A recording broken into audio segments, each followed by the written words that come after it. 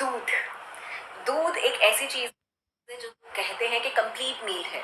बच्चे को कैल्शियम के लिए चाहिए, आपको कैल्शियम के लिए चाहिए, पर दूध की जो डिबेट है आजकल ऐसा क्या कि लैक्टोज दूध में एक विलन के रूप में सामने आ रहा है। और जब दूध कोई पीता है तो हजम नहीं होता, गैस बन जाती है। आजकल चाय में भी अगर इतना सा भी दूध डालो तो गैस बन जाती है। बच्चे हमारे पास जो आ रहे हैं 4-5 साल में डायबिटीज़ है उनको, वो भी इंसुलिन डिपेंडेंट। दूध बच्चों को भी हजम नहीं हो रहा है, फिर भी हम लोग क्या करते हैं, माँ बाप क्या करते हैं, दूध पियो दूध पियो। सुबह स्कूल जाना है उससे पहले एक गिलास दूध पी लो, चाहे कुछ मत खाओ, शाम को दूध पी लो। सब बुजुर्गों को भी यही लगता है कि अगर हड्डियाँ मजबूत रखनी है तो दूध पी लो।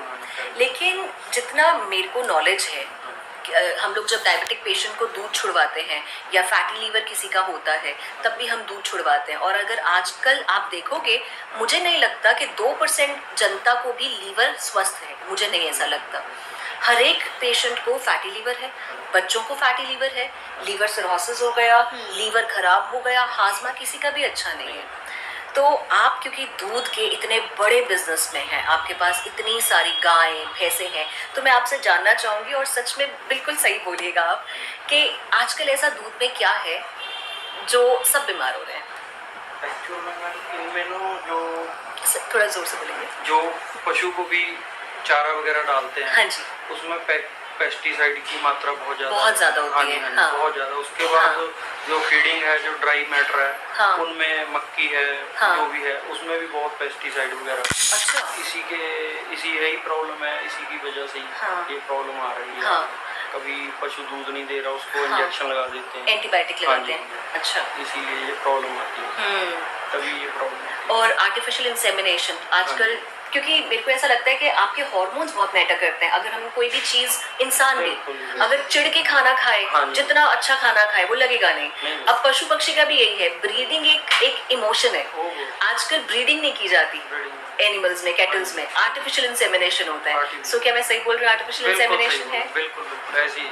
अच्छा, तो आप बता रहे थे कि हरियाणा सरकार कुछ तो काम करती है, वो सीमेंट बैंक बनाते हैं, है ना? तो एक ये भी सोल्यूशन है कि सीमेंट बैंक बनाया जा सकता है। हाँ जी, बिल्कुल। हाँ। बाकी हाँ, अगर ब्रीडिंग हो तो वो ज़्यादा बेटर है, क्योंकि वो हार्मोन्स हमारे अंदर, इंसानों के अंदर सही जाएंगे। सही है। हाँ सर, ये जो दूध की प्रोडक्शन है ज़्यादा करने के लिए बोवाइन ग्रोथ लगाया जाता है, हार्मोन इंजेक्शन? ये लगाते हैं वो सीमन बैंक में, वहीं से ही होता है गड़बड़, वहाँ से ही आगे फिर ऐसे। हाँ। जो उसमें 1 साल की प्रोडक्शन लगाते हैं, ये गाय 7,000 लीटर दूध देगी, ये 6,000 देगी, एक लैक्टेशन, ऐसा चलता है। और नॉर्मली एक गाय को कितना दूध, मतलब बिना इंजेक्शन के वो दे सकती है? बिना इंजेक्शन के 3,000 के आसपास। और हम लोग डबल दूध का प्रोडक्शन लेते हैं बोवाइन ग्रोथ हार्मोन डाल के। तभी तो बच्चों में आजकल अगर आप देखेंगे, कुछ नहीं करते बेचारे बच्चे, और एक्टिव भी ज्यादा है। आजकल इतनी सहूलतें हैं स्पोर्ट्स की, बच्चे स्पोर्ट्स कर रहे हैं, लेकिन अगर आप किसी के भी साइजेस देखेंगे तो ओवरली ग्रोथ है ना, गायनेकोमेस्टिया और हार्मोन सबके अपसेट है।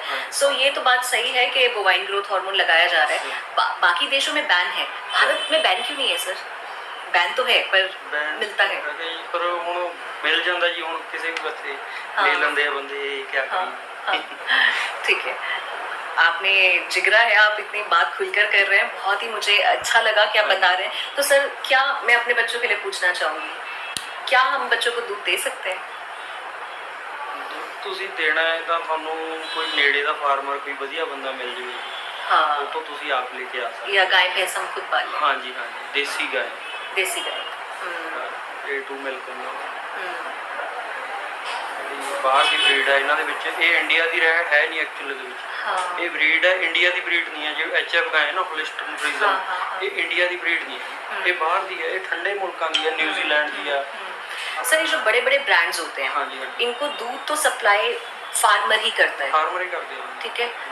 अब बड़े ब्रांड ने पैकेट में डाल दिया पेस्चराइज करके दूध को, और पेस्चराइज मिल्क ठीक है, सेफ है, उसमें ज्यादा बैक्टीरियल ग्रोथ नहीं रहती। पर आपका क्या कहना है कि क्या मिडिल मैन तक आते आते दूध की प्रॉपर्टीज कम कर देते हैं? मलाई बिल्कुल जी, बिल्कुल कर देते हैं। तो फार्मर से दूध लेना चाहिए। फार्मर तो ਜਿਹੜਾ ਡਾਇਰੈਕਟ ਹੈ ਨਾ ਦੁੱਧ ਜੀ, ਤੁਹਾਡਾ ਦੁੱਧ ਜਿਹੜਾ ਤੁਸੀਂ ਲਿੰਦਾ, ਤੁਸੀਂ ਥਣਾ ਚੋਂ ਨਿਕਲਿਆ, ਉਹ ਤੋਂ 1 ਘੰਟੇ ਦੇ ਵਿੱਚ ਉਹ 4 ਡਿਗਰੀ ਜ਼ਿਆਦਾ ਟੈਂਪਰੇਚਰ ਤੇ ਹੋਣਾ ਚਾਹੀਦਾ, ਠੰਡਾ, ਜਾਂ ਫਿਰ ਉਹਨੂੰ ਉਬਾਲ ਦੇਣਾ ਚਾਹੀਦਾ। ਹੁਣ ਆਪਣੇ ਤਾਂ ਇੱਥੇ ਨਾਰਮਲ ਜੇ ਕੋਈ ਬੰਦਾ ਦੁੱਧ ਵੀ ਬਾਜ਼ਾਰਾਂ ਦੇ ਵਿੱਚ ਘੁੰਮਦੇ ਆ ਜੀ, ਉਹ 12-12 ਵਜੇ ਤੱਕ ਲੈ ਕੇ ਫਿਰੀ ਜਾਂਦੇ ਦੁੱਧ। ਉਹਦੇ ਵਿੱਚ ਬੈਕਟੀਰੀਆ ਬਹੁਤ ਜ਼ਿਆਦਾ ਬਣ हाँ ਜਾਂਦਾ, हाँ हाँ बैक्टीरिया फिर नुकसान कर देगा। ये आजकल A2 मिल्क बहुत ज़्यादा उसमें है, डिमांड में। हाँ जी। तो A2 मिल्क के बारे में क्या कहना है आपका? A2 मिल्क बहुत घट मात्रा च बहुत कम है जी। इनकी प्रोडक्शन बहुत ज़्यादा, खर्चा ज़्यादा आता है इसमें। हाँ अगर हम 6 महीने भैंस को, गाय को, किसी को भी उसको होल्ड में रखना पड़ता है, हाँ। उसको कुछ दूध नहीं देगी वो, हाँ और वो 6 महीने देगी, पर उसका ज़्यादा कॉस्ट आता है। अच्छा, लेकिन इसीलिए अभी जो A2 मिल्क है, क्या उसमें बोवाइन ग्रोथ हार्मोन और ये सब का कोई प्रॉब्लम नहीं है कि नहीं उसमें भी है? नहीं, ये तो बिल्कुल उसमें नहीं है। अच्छा, ठीक है। तो सर तो दूध नहीं पीते हैं, पर दही खाते हैं, हम लोग भी दही खाते हैं। सो आप लोग भी, मेरे ख्याल से बच्चे की जो ज़रूरत है वो एनिमल मिल्क की जगह ह्यूमन मिल्क की ही है। सो जब तक उसकी रिक्वायरमेंट है वो पिए, उसके बाद रागी मिल्क, आमंड मिल्क, ये सब मिल्क हो सकता है। ज़्यादा से ज़्यादा आप लस्सी ले सकते हैं, पर नारियल के दूध की लस्सी और दही बहुत ही बढ़िया बनती है। तो ये सिर्फ ये नहीं है कि दूध खराब है या नहीं, लेकिन जो पशुओं पे जो अत्याचार हो रहा है वो बहुत खराब है। सो कभी घर से बाहर निकल कर देखिएगा कैसे उनको रखा जाता है, कैसे उनको ट्रीट किया जाता है। सो इसीलिए बस यही दरख्वास्त रहेगी कि लेदर भी ना पहने, लेदर जितना हो सके कम इस्तेमाल करें, और हाँ, एनिमल्स की जितनी सेवा कर सकते हैं, देखो क्या कहाँ से क्या कर सकते हो। बाकी तो ये बहुत डिबेटफुल टॉपिक है, मैं गलत लगूंगी, आप सही लगोगे, आप सही लगोगे, मैं गलत लगूंगी, पता नहीं क्या, लेकिन जितना हो सके इंसानियत। Thank you.